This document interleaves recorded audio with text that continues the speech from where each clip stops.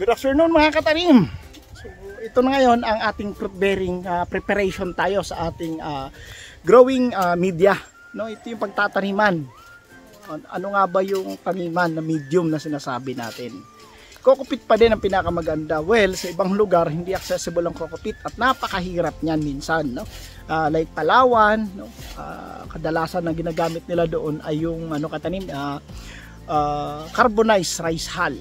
Pwede pa yung katanim? Yes, pwede naman, pero mas maganda pa rin yung kokopit, no? Kasi absorbent ito at may ng moisture, no? Makapag ng moisture content itong medium natin na kokopit.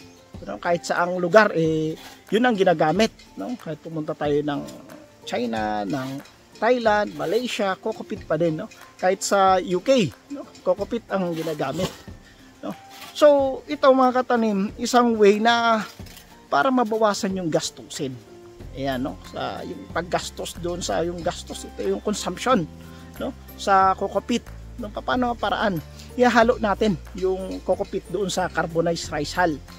Anong ratio? Ayan, 1:1 katanim. Isang sakong kokopit na abistay na, syempre, no? At saka syempre dapat na process. Yung carbonized rice hull, hindi mo na kailangan pakuluan, ika nga. Syempre na yan, nasunog na. No? So ito yung way ng natin, paghalo, no? Ito yung pagmix natin.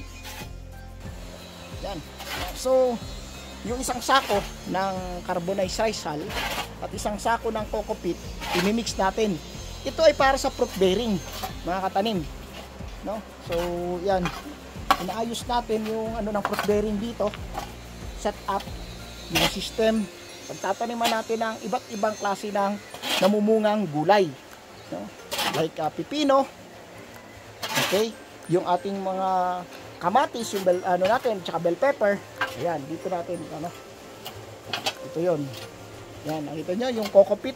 Ito yung kokopit na bistay na. Yan, inihalo sa carbonized rice hull. So yan, no. Yan, so nakamix siya. Medyo may kahirapan ng konti kasi lalo ng kokopit ibuo-buo katulad nito, kailangan madurog.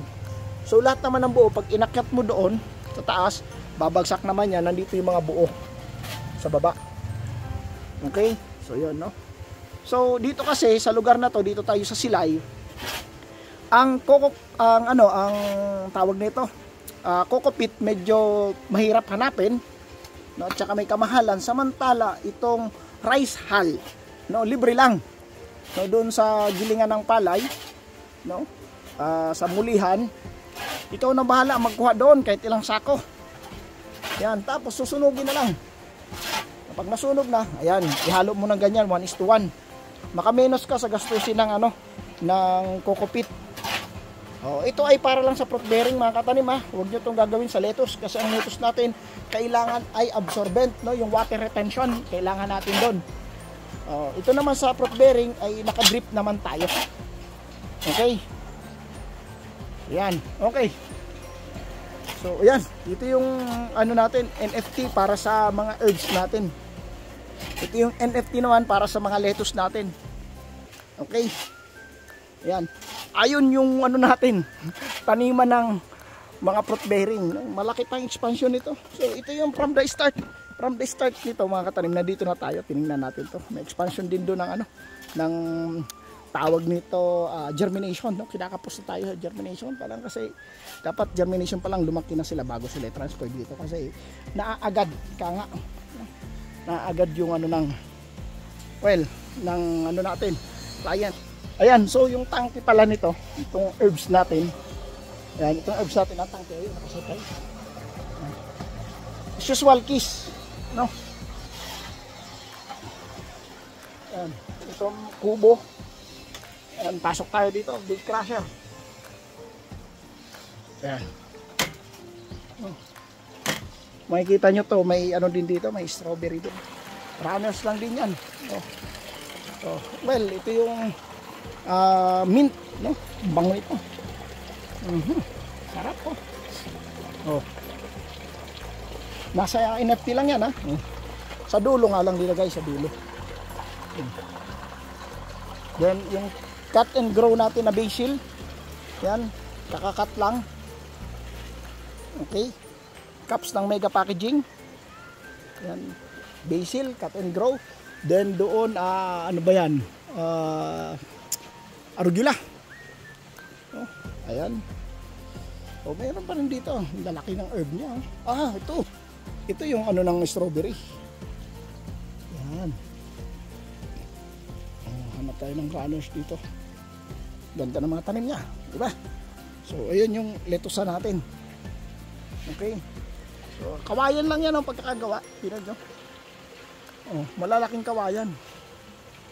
Pero may bakal yan, may bakal. Nakita yung bakal doon. Napakita ko sa labas. Sa labas tayo para makita nyo. Hindi yung pure kawayan na ano. May bakal yan na frame. Ganoon din sa fruit bearing natin. Ayan o. Sara. Wala ha. O, naka-lock channel din yan. Okay. O, lock channel. Then, yung ano. O, hindi ko masara. Nakakatanim. Nakita, hindi ko mapakita sa inyo yung bakal. Ayan, kita ba? Tanaw ba? Ayan, may bakal. Oh. Sa frame ng kawayan may bakal. Ayan. Oh. Paano kinabit ang bakal dyan? Tinali lang yan ni Romeo. Ayan. Yan ang bakal. Frame lang yung kawayan. Pero yung bakal, yan yung pinaglagyan ng lock channel. Diyan kinabit ang UV plastic. Alright. Okay. Sa net, sa side net, inipit na lang ng kawayan. Side net na yan, pero UV plastic, inipit ng pinakain sa kawayan yung ano eh. Ano? Yung bakal na 2x2.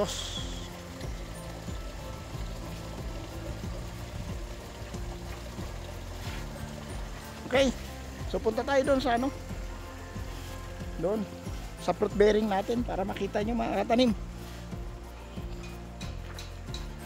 So ayos ba? Ano?